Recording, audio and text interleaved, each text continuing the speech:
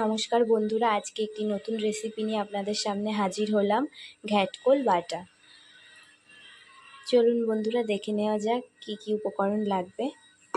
দেখুন বন্ধুরা, আমি এখানে ঘ্যাটকোলের ডাঁটিটা কেটে নিয়েছি ছোট ছোট টুকরো করে। এখানে 5টা লঙ্কা, পেঁয়াজ কুচিয়ে নিয়েছি একটা, আর কালো জিরে নিয়েছি, আর রসুন নিয়েছি। চলুন বন্ধুরা রান্নাটি করে নিই, দেখতে থাকুন। বন্ধুরা, আমি কড়াইটি গরম করে নিয়েছি, পরিমাণ মতো তেল দিয়ে দেব।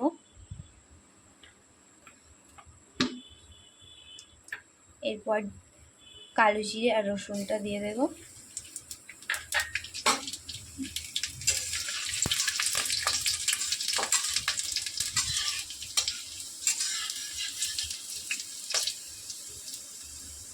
পেঁয়াজগুলো দিয়ে দেবো।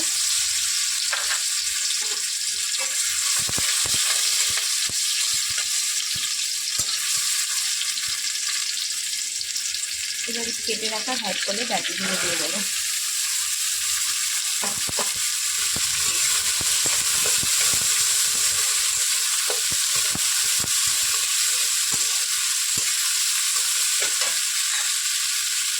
লঙ্কাগুলো দিয়ে দিচ্ছি।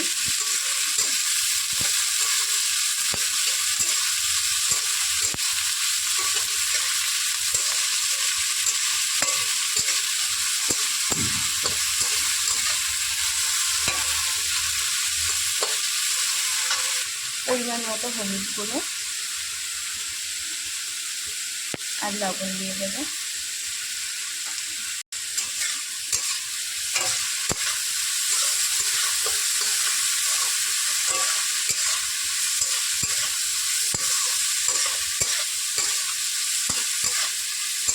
এইভাবে নেড়ে চেড়ে ভালোভাবে ভেজে নেব।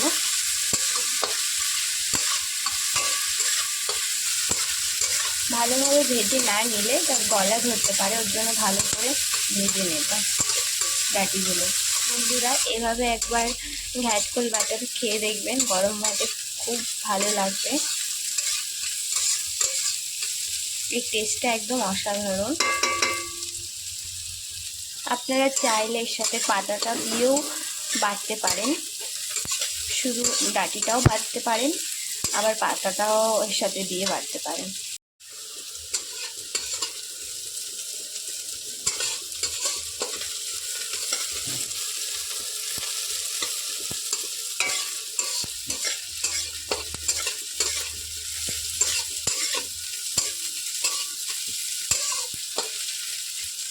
আর 2-3 মিনিট ভেজে নিলেই হয়ে যাবে।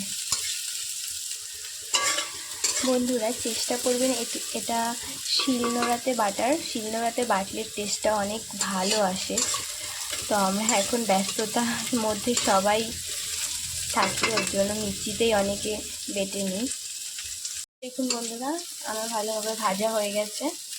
এবার কিছু সময় রেখে দেবো ঠান্ডা হওয়ার জন্য, তারপর বেটে নেব।